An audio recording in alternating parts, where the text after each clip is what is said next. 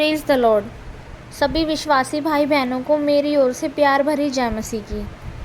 दोस्तों, आज मैं आपके लिए बाइबल से एक ख़ास विषय लेकर आई हूँ, जिसका टॉपिक है कि हमें वो कौन सी बातें हैं जो स्वर्ग में जाने से रोकती हैं।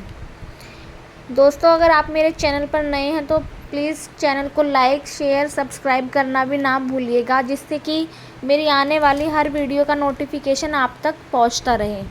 तो चलिए दोस्तों, वीडियो शुरू करते हैं। दोस्तों, आज हम उन 7 बातों को देखेंगे जो हमें स्वर्ग में जाने से रोक सकती हैं। दोस्तों, बातें तो बहुत हैं, पर आज हम इन 7 बातों पर चर्चा करेंगे जो हमें स्वर्ग में जाने से रोकती हैं। अगर इन 7 बातों में से कोई भी बात हमारे अंदर है, तो हमें ज़रूरत है कि प्रभु का वचन सुनकर हम उन कमियों को अपने जीवन से दूर करें, ताकि कोई भी रुकावट हमें परमेश्वर के साथ चलने में ना रोक सके। तो चलिए दोस्तों, देखते हैं। पहला जो है वो है धन का लालच। मनुष्य को धन का लालच जो है वो भी परमेश्वर के राज्य में पहुंचने में रोक सकता है। जब हम इसको बाइबल की पुस्तक मत्ती 19:16 में पढ़ते हैं, यहाँ पे एक धनी व्यक्ति की कहानी है, जिसमें लिखा है कि एक मनुष्य यीशु के पास आया और उससे कहा, हे गुरु, मैं कौन सा भला काम करूं कि अनंत जीवन पाऊं। उसने उससे कहा, तू मुझसे भलाई के विषय में क्यों पूछता है?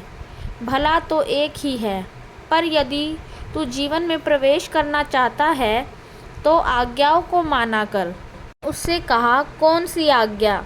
यीशु ने कहा, तू हत्या न करना, व्यभिचार न करना, चोरी न करना। जो 10 आज्ञा मूसा ने हमें दी थी, परमेश्वर ने उस धनी व्यक्ति को बताई। उस जवान ने प्रभु यीशु मसीह से कहा कि इन सब को तो मैं मानता आया हूँ। दोस्तों, जो वह व्यक्ति था वो मसीह परिवार से था और वह बचपन से ही इनमें से सभी बातों को मानता हुआ आया है। अब हम यहाँ देखेंगे कि जो व्यक्ति है बचपन से इन सभी बातों को मानता हुआ आया है, लेकिन फिर भी उसके अंदर भी कमी है। कई बार हम भी अपने जीवन में सोचते हैं कि हम ये भी काम सही करते हैं, मैं ये भी सही करता हूँ, मैं सारे काम सही करता हूँ, लेकिन फिर भी हमें परमेश्वर से पूछना है कि प्रभु, मेरे जीवन में कोई ऐसी बात है तो नहीं जो फिर हमें परमेश्वर बताएगा अपने वचन के द्वारा, अपने दासों के द्वारा। अगर हम सारी बातें मानते हैं और कोई भी एक बात जो हम नहीं मानते इनमें से, तो हम स्वर्ग के राज्य में प्रवेश नहीं कर सकते। तब यीशु ने अपने चेलों से कहा, मैं तुमसे सच कहता हूँ कि धनवान का स्वर्ग के राज्य में प्रवेश करना कठिन है। दोस्तों, धनवान व्यक्ति का परमेश्वर के राज्य में प्रवेश करना कठिन है, क्योंकि धन यहाँ पे बराबरी कर रहा है परमेश्वर की। और परमेश्वर ने कहा है कि तुम 2 स्वामी की सेवा नहीं करते। 2 स्वामी यानी कि एक प्रभु यीशु मसीह और दूसरा धन। लेकिन यह व्यक्ति सारी बातें मानता था, परमेश्वर का वचन अच्छे तरीके से जानते हुए भी इसने धन को चुना। और आज हम भी ऐसे ही करते हैं। हम धन को ज़्यादा मानते हैं कि धन जिसके पास है उसी के पास सब कुछ है, धन से ही सब कुछ हो सकता है, लेकिन ऐसा नहीं है। संसार के पास धन होता है, उस धन के अंदर अशांति, बीमारी, कलेश होते हैं, लेकिन जो धन परमेश्वर हमें देता है उस धन में नहीं होता। और जो धन परमेश्वर हमें देता है उस धन में परमेश्वर हमें आदर, महिमा और उस धन में हमें बरकत देता है। उस धन में कभी भी हमें दुख परेशानी नहीं मिलती। इसलिए हमें दोस्तों धन को ज़्यादा महत्व नहीं देना है अपने जीवन में। हमें परमेश्वर के वचन पे चलना है, परमेश्वर के वचन को पूरा करना है, तभी हम स्वर्ग के राज्य में प्रवेश कर पाएंगे। अगला पॉइंट हम देखते हैं जो हमें स्वर्ग में जाने से रोकता है, वो है घमंड। दोस्तों, हमारे अंदर बहुत सी चीज़ों का कई बार घमंड हो जाता है कि हमारे पास अच्छा घर है, अच्छे मकान है, नौकरी है, इन सब चीज़ों का हमें घमंड हो जाता है। परंतु अगर हमारे जीवन में घमंड रहेगा तो हम कभी भी परमेश्वर के राज्य में प्रवेश नहीं कर सकते। इसका उदाहरण हम बाइबल की पुस्तक याकूब 4:6 में देखते हैं। यहाँ पर लिखा है कि परमेश्वर अभिमानियों का विरोध करता है और दीनों पर अनुग्रह करता है। दोस्तों, परमेश्वर अभिमानियों का विरोध करता है, यानी घमंडी लोगों का विरोध करता है, और सबसे पहले जो हम घमंड की बात कर देखते हैं वह देखते हैं लूसीफर के अंदर, जिसको हम शैतान के नाम से जानते हैं। सबसे पहले घमंड उसी के अंदर आया था। उसके अंदर घमंड आया था कि मैं अपने सिंहासन को सबसे ऊंचे स्थान पर रखूँगा और मैं परमेश्वर के बराबर हो जाऊँगा। जिसने उसे बनाया था वह उसी के समान होना चाहता था। ऐसे ही हम भी होते हैं। हमारे पास अगर थोड़ा सा भी कुछ धन आ जाता है ज़्यादा, या हमारी अच्छी नौकरी लग जाती है, या हमारे बच्चे अच्छी नौकरी लग जाते हैं, तो हमें भी बहुत घमंड हो जाता है इस चीज़ का। परंतु अगर परमेश्वर चाहे तो हमें ये सब चीज़ें मिल ही नहीं सकती परमेश्वर के बिना। इसलिए दोस्तों हमें कभी भी घमंड नहीं करना चाहिए। हमारी ये रुकावट करता है परमेश्वर के राज्य में पहुंचने तक। अगला पॉइंट हम देखते हैं आलस।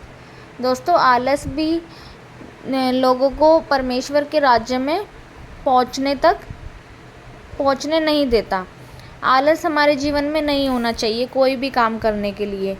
हम ज़्यादातर परमेश्वर के काम करने में बहुत आलस दिखाते हैं। जैसे कि हम प्रार्थना करते हैं, लोगों के लिए प्रार्थना करते हैं, किसी के भी लिए, तो हम उन चीज़ों में बहुत आलस दिखाते हैं। परंतु आलसी लोग कभी भी परमेश्वर के राज्य में प्रवेश नहीं कर पाएंगे। और इसका उदाहरण हम देखेंगे यूहन्ना 5:17 में।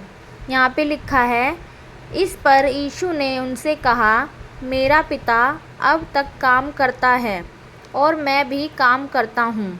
तो हम इस वचन में देखेंगे कि प्रभु यीशु मसीह अब तक हमारे लिए काम करते हैं। जैसे कि हम प्रार्थना करते हैं तो प्रभु यीशु मसीह हमारी प्रार्थनाओं का उत्तर देते हैं। हम बीमारियों में होते हैं तो प्रभु यीशु मसीह हमें बीमारियों से बाहर निकालते हैं और हर समय हमारे ऊपर ध्यान देते हैं, हमारी सारी ज़रूरतों को, हमारी चिंताओं को दूर करते हैं। तो इसीलिए हमें भी परमेश्वर का कार्य करने में आलस नहीं दिखाना है, ताकि हम भी परमेश्वर के राज्य में पहुंच सके। आगे हम चौथा पॉइंट देखते हैं जो है क्रोध। क्रोध भी मनुष्य को परमेश्वर के राज्य में नहीं पहुंचने दे सकता। इसीलिए हमें अपने जीवन में क्रोध कभी भी नहीं करना चाहिए। और इसका उदाहरण हम बाइबल की पुस्तक इफिसियों 4:26 में देखते हैं। यहाँ लिखा है कि क्रोध तो करो पर पाप मत करो, सूर्य अस्त होने तक तुम्हारा क्रोध न रहे। दोस्तों हमें क्रोध करना चाहिए, परंतु क्रोध में रहकर पाप नहीं करना चाहिए। जैसे कि कई बार हम क्रोध में रहकर रिश्तों को तोड़ देते हैं, हत्या कर देते हैं और बहुत से ऐसे काम कर देते हैं कि हमें खुद भी पता नहीं होता। परंतु हमें ऐसा नहीं करना चाहिए, क्योंकि परमेश्वर का वचन कहता है कि शाम होने तक हमारा क्रोध भी ख़त्म हो जाना चाहिए। अगर हमसे कोई गलती हो भी जाती है तो हमें मान लेनी चाहिए और सामने वाले को भी माफ़ कर देना चाहिए। और आगे हम एक और उदाहरण देखेंगे, याकूब 1:19 और 20। इसमें लिखा है, हे मेरे प्रिय भाइयों, यह बात तुम जान लो, हर एक मनुष्य सुनने के लिए तत्पर और बोलने में धीरे और क्रोध में धीमा हो, क्योंकि मनुष्य का क्रोध परमेश्वर के धर्म को निर्वाह नहीं कर सकता। यहाँ पर हम इस वचन से देखते हैं कि हमें हमेशा सुनने के लिए तत्पर रहना चाहिए। मतलब कि हमें सुनने के लिए उत्साहित रहना चाहिए बोलने के बजाय।